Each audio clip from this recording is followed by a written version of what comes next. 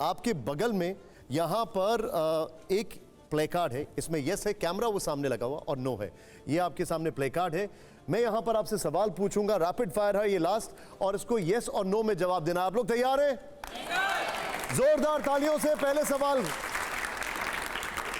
Sir इसमें सिर्फ yes और नो आपको बोलना है, वो सामने कैमरा है। मेरा पहला सवाल गजेंद्र जी के लिए है, प्ले करिए, यहां पर दिखाइए जरा। पहला सवाल, अग्निवीर योजना की समीक्षा होनी चाहिए। देखिए, कोई भी योजना की निरंतर समीक्षा होती रहनी चाहिए। यस, जोरदार तालियां। यस। अगला सवाल प्ले करिए जरा। अगला सवाल, मुगल शासकों के नाम से जुड़ी सड़क इमारत का नाम बदलना सही है, यस या नो सर?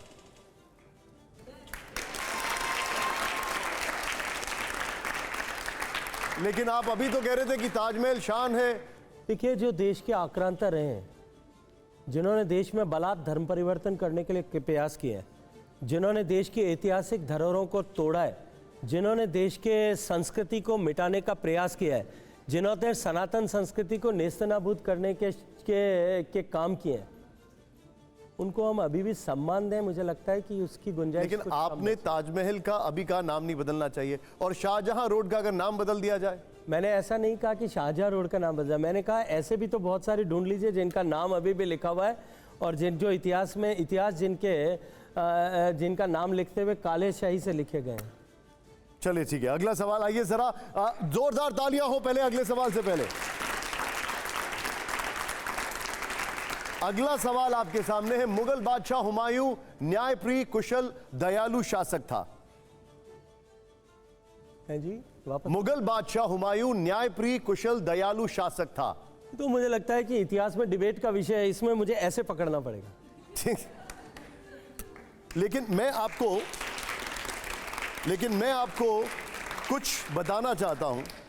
ये कहाँ, दिल्ली के हुमायूं टूम में, वहां पर एक म्यूजियम बना, और वहां पर एक प्लेट लगी है जिस पे लिखा है, मुगल बादशाह हुमायूं एक कुशल योद्धा, खगोल विज्ञानी और कला प्रेमी थे, जिन्हें किताबों में गहरी रुचि थी। वे एक न्यायप्रिय, दयालु और काबिल शासक थे। सरकार अपने वहाँ पर उसके शिला पर लिख रही है कि वो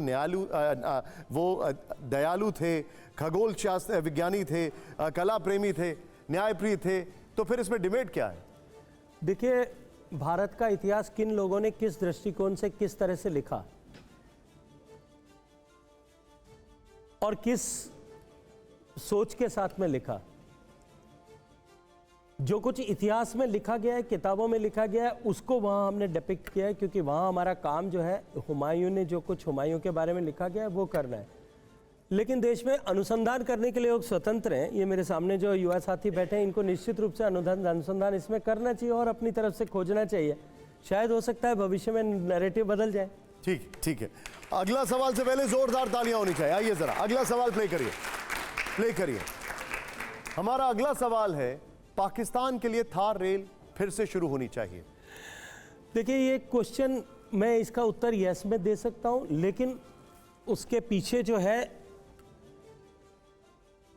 पाकिस्तान के साथ में जिन विषयों को लेकर के उस रेल को बंद की गई थी, पहले उनको समाप्त होना चाहिए। पाकिस्तान के साथ में हमारा ट्रेड बढ़े, पाकिस्तान के साथ में हमारा व्यापार व्यवसाय बढ़े, संबंध और सौहार्दपूर्ण हो। भारत की ये बिल्कुल 100% भारत की ये सोच है और होनी भी चाहिए। लेकिन उससे पहले पड़ोसी को अपने घर को दुरुस्त करना वो आवश्यक है। पॉइंट है। आइए जरा अगला सवाल प्ले करिए। अगला सवाल, 15 अगस्त को लाल किले से झंडा फहराने की परंपरा बंद होनी चाहिए, यस या नो? ऑडियंस ने भी जवाब दे दिया नो, लेकिन जोरदार तालियां हो अगले सवाल से पहले, जोरदार तालियां। अब अगला सवाल जरा दिखाइए। अगला सवाल,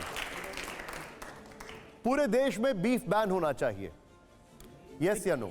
देखिए, मुझे लगता है कि ये भी ऐसा विषय है जिस पर मुझे लगता है कि टीवी की स्क्रीन पे कोई बात नहीं करना चाहिए। लेकिन क्योंकि गाय भारत के भारतीयों के लिए आस्था का विषय है, मैं कहूंगा कि व्यक्तिगत रूप से मैं जरूर कहूंगा कि इस पर विचार इस देश में जरूर होना चाहिए। ठीक। देश के बहुसंख्यक समाज की आस्थाओं से जुड़े हुए विषय पर निश्चित रूप से विचार होना ही चाहिए। और मैं इसके पीछे आपको आधा मिनट आपका लूँगा। मैं जिस पारिवारिक पृष्ठभूमि से आता हूँ,